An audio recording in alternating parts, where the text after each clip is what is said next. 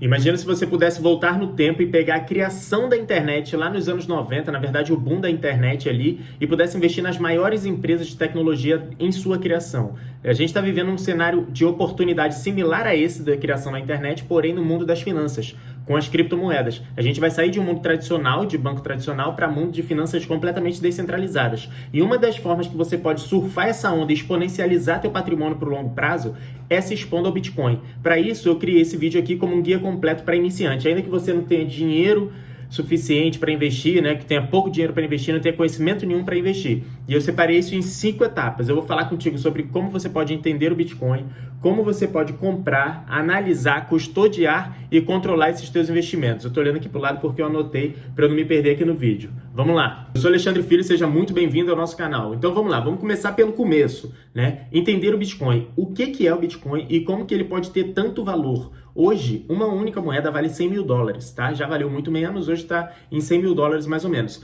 Então, como que eu vou te explicar isso? Primeiro, é interessante você entender o sistema Bitcoin e a moeda Bitcoin, são coisas diferentes. O sistema Bitcoin eu vou te explicar pela blockchain, tá? O que é a blockchain? Foi um sistema criado, na época que foi criado o Bitcoin, lá em 2008, que é mais ou menos para controlar todas as transações que acontecem dentro dessa rede, tá? Só que, Alexandre, quem que opera essa rede? Todas as pessoas que fazem parte dela. Eu posso baixar uma cópia do programa do Bitcoin e deixar rodando aqui no meu computador. A partir daí, aqui em casa vai ser um ponto dessa rede do blockchain. Assim como tem um ponto lá nos Estados Unidos, que tem uma pessoa fazendo isso lá, tem várias pessoas espalhadas no Brasil fazendo isso, várias pessoas espalhadas pela Europa fazendo isso, pela África, pela Oceania, em todos os lugares do mundo.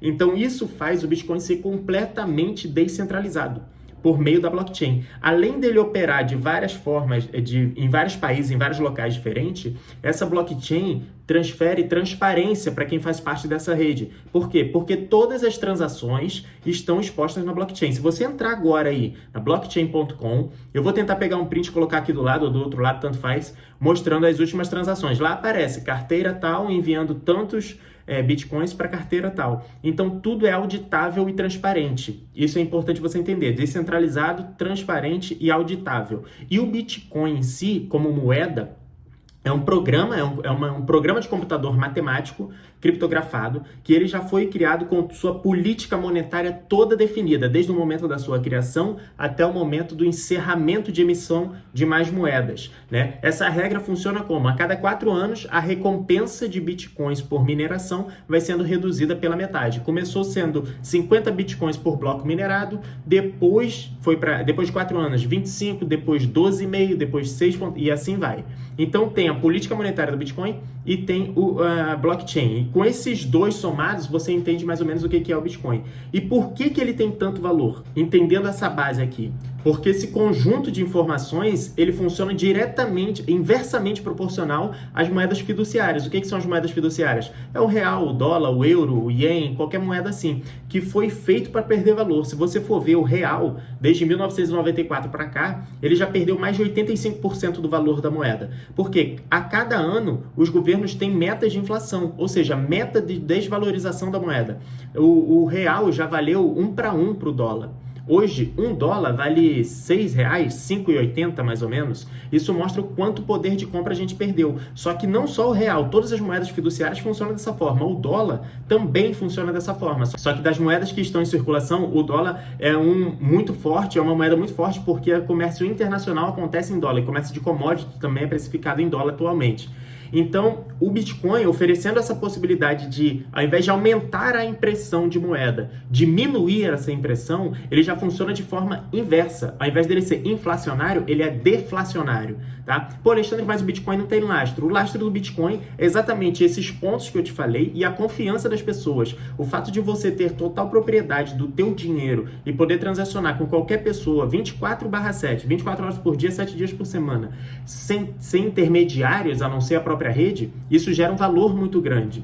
Além disso, o Bitcoin também figura como reserva de valor, porque uma vez que você tem um ativo que ele não foi programado para perder valor ao longo do tempo, você consegue congelar o valor de hoje para o futuro. Exemplo, ouro. Tem muitas pessoas que reservam valor em ouro, né? Então tem pessoas que compram ouro hoje para daqui 10, 15, 20 anos poder ter o mesmo valor de moeda se for converter esse ouro para frente. O Bitcoin, ele funciona assim também, como uma reserva de valor no mundo digital. Só que é interessante porque o Bitcoin, além de ser um Bitcoin hoje, ele vai ser um Bitcoin lá na frente, só que com emissões de Bitcoins cada vez menores. Então a tendência é aumentar esse valor de Bitcoin em moedas fiduciárias. Entendendo isso, quais são os 3 principais pontos que fazem o Bitcoin ter maior valor percebido pelas pessoas, né? Ele te dá uma proteção contra a inflação, ele te traz liberdade financeira no sentido de você transacionar a qualquer momento com qualquer pessoa, a qualquer lugar do mundo, que tenha contato com a internet ou não, né? Tem várias formas de transacionar isso daí fora da internet, eu não sei exatamente como, mas tem.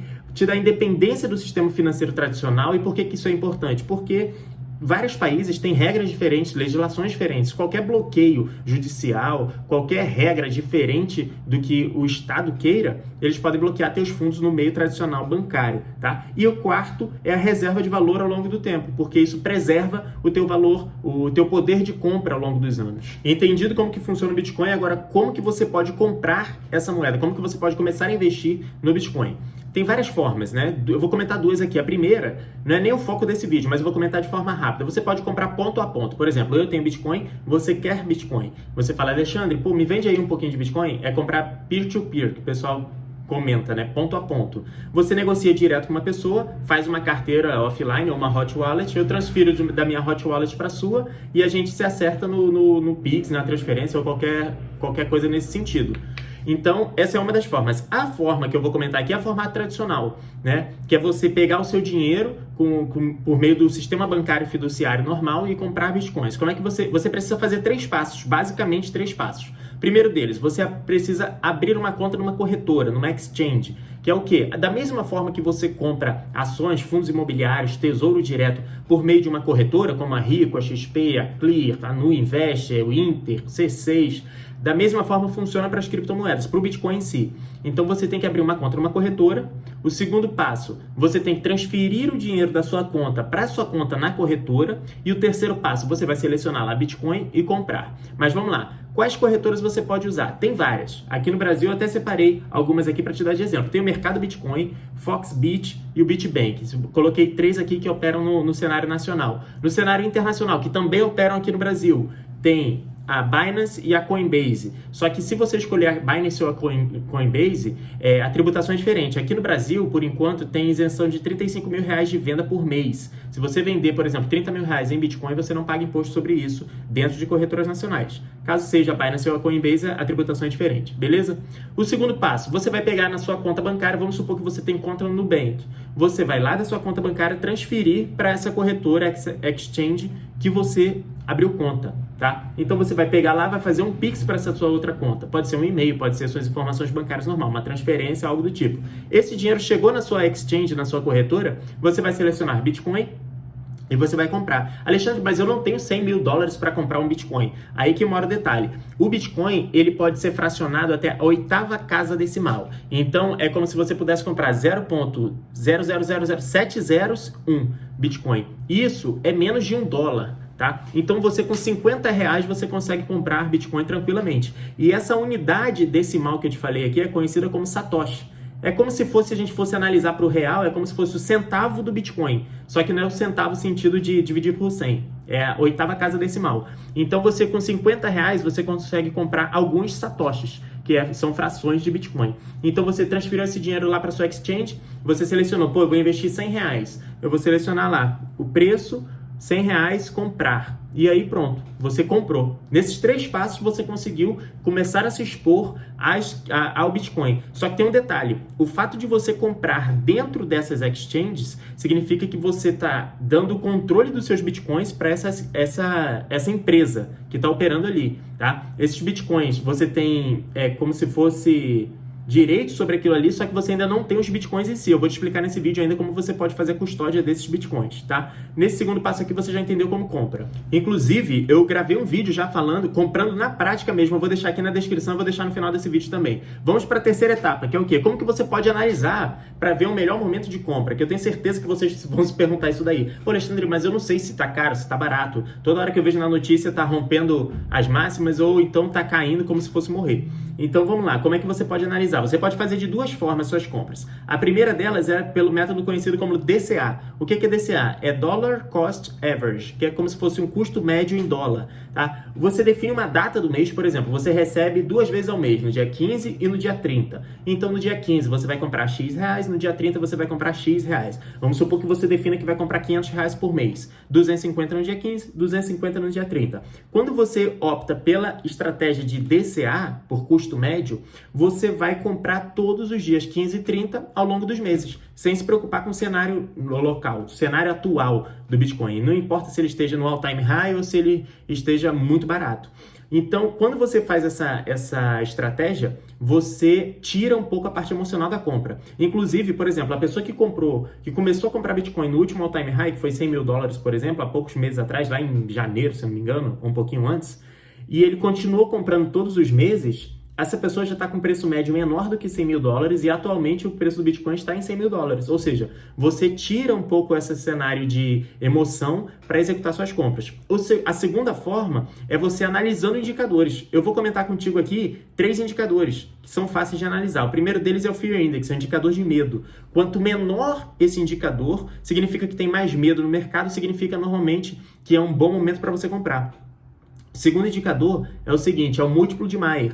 O múltiplo de Mayer é a média do preço do Bitcoin nos últimos 200 dias. Então, quando esse múltiplo de Mayer está baixo também, significa que o preço atual do Bitcoin está menor com relação ao preço médio dele dos últimos 200 dias. Isso significa também que é um bom momento de entrada. E tem um outro indicador também que é o MVRV, que é o Market Value sobre o Realized Value, que significa o quê? Se o valor de mercado está maior do que o valor realizado, significa que as pessoas estão tendo lucro nas suas carteiras, né? E se tiver o inverso, as pessoas estão normalmente tendo prejuízo. Então, se você compor esses 3 indicadores e avaliar, você vai achar bons momentos de entrada e momentos mais propícios para saída. Então, por exemplo, se você pega um MVRV estourado, lá em cima, 3, 4, mais ou menos, você pega um múltiplo de Mayer de 2,5 e um Fear Index de 100. Pô, significa que tem muito otimismo no mercado, o preço está esticado e ele está acima da média dos 200 dias. Se você quiser fazer uma realização, talvez nesse momento seja um bom período. E o inverso seria um momento ideal para você entrar e começar a comprar suas moedas ali, caso você queira fazer esse time de mercado. Mas eu acho que o DCA é mais interessante, cara, que você se despreocupa, se foca em trabalhar, em fazer mais dinheiro e vai comprando ali para o longo prazo, porque estar exposto a isso por mais tempo é melhor do que você tentar acertar o tempo da exposição para fazer alguma capitalização. Agora, como que você pode fazer a custódia desses bitcoins? Porque até então você está com eles nas corretoras. E isso não significa que os bitcoins são seus. Eles podem sumir de lá, as corretoras podem quebrar. Tem vários históricos aí de corretoras que falaram: rapaz, fui hackeado, valeu, falou, e vai embora com o bitcoin da galera. Isso acontece muito. Então vamos lá, como que você pode custodiar esses bitcoins?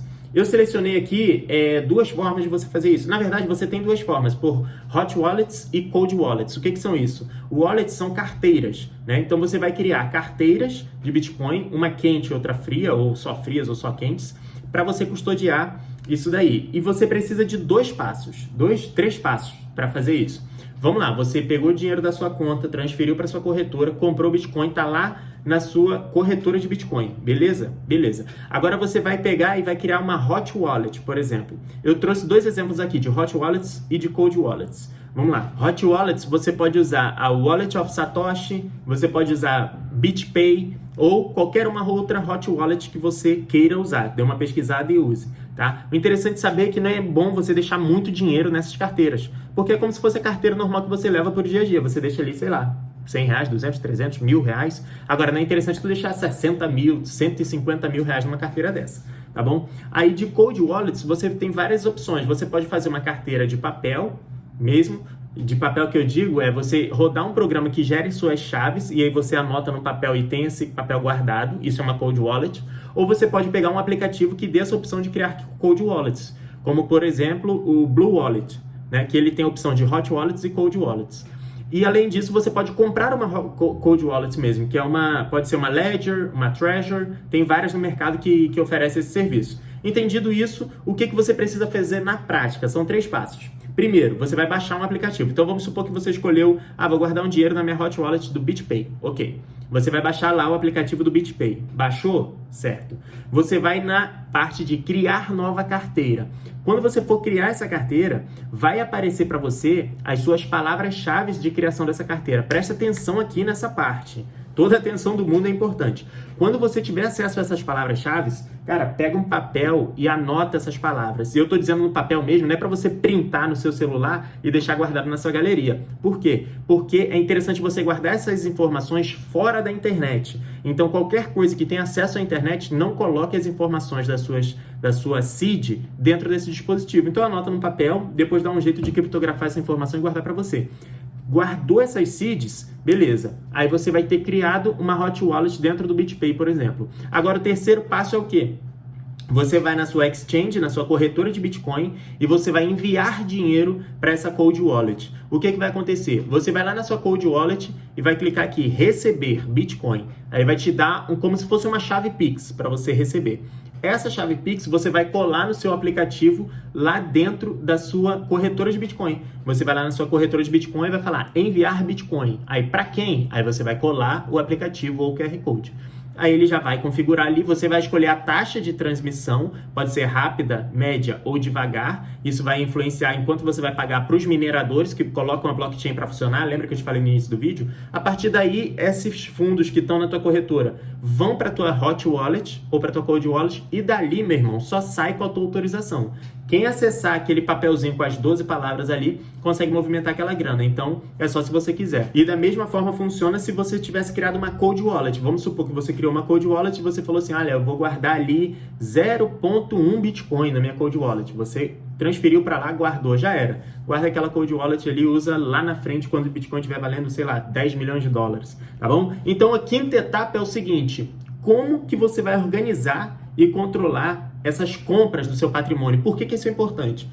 É muito importante nesse mundo de criptomoeda você ter a rastreabilidade do que você está fazendo, né? Não é definição de ninguém, eu que estou te falando isso, inclusive esse controle eu mesmo faço. Você pode fazer de várias formas. Por quê? Porque se você tiver que prestar conta com a Receita Federal ou com qualquer órgão, ou qualquer coisa nesse sentido, você tem toda a rastreabilidade ali mostrando que você está certinho, tá? Então você pega uma planilha e anota lá, data tal, o dia que você comprou, quanto foi o valor do Bitcoin que você comprou, quantos satoshis você comprou e quanto que você gastou. Então, por exemplo, hoje, no dia 1º de janeiro de 2027, eu comprei R$1.000, o Bitcoin vale 100 mil dólares, o dólar vale tanto e eu comprei tantos satoshis. Pronto, deixa aquilo ali guardado. E vai colocando essas informações numa planilha. Pode botar no teu Google Sheets ou no OneDrive, tanto faz, você que escolhe.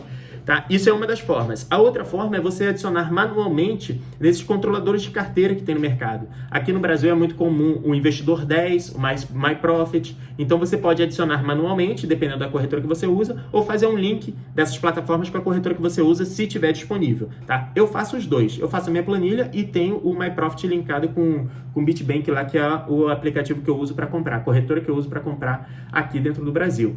Tá? Então, sabendo de tudo isso, você pode aproveitar porque você está no início da revolução desse mundo de finanças descentralizadas. E aí você pega e surfa esse Bitcoin, a onda dessas criptomoedas com Bitcoin, porque no longo prazo tem certeza que vai fazer muita diferença para o crescimento do patrimônio. Agora é o seguinte, eu gravei um vídeo comprando Bitcoin na prática, para você entender esse jogo que eu te expliquei aqui, saindo da minha conta até comprar numa exchange. Eu vou deixar esse vídeo linkado aqui no final desse vídeo, tá? E além disso, os outros 3 vídeos de Bitcoin que eu gravei aqui no canal, eu vou deixar no link da descrição. Vai lá e estuda sobre isso, que eu tenho certeza absoluta que daqui a alguns anos você vai me agradecer. Principalmente se você executar a estratégia correta. Beleza? Falou, valeu, esse foi o vídeo de hoje, até a próxima.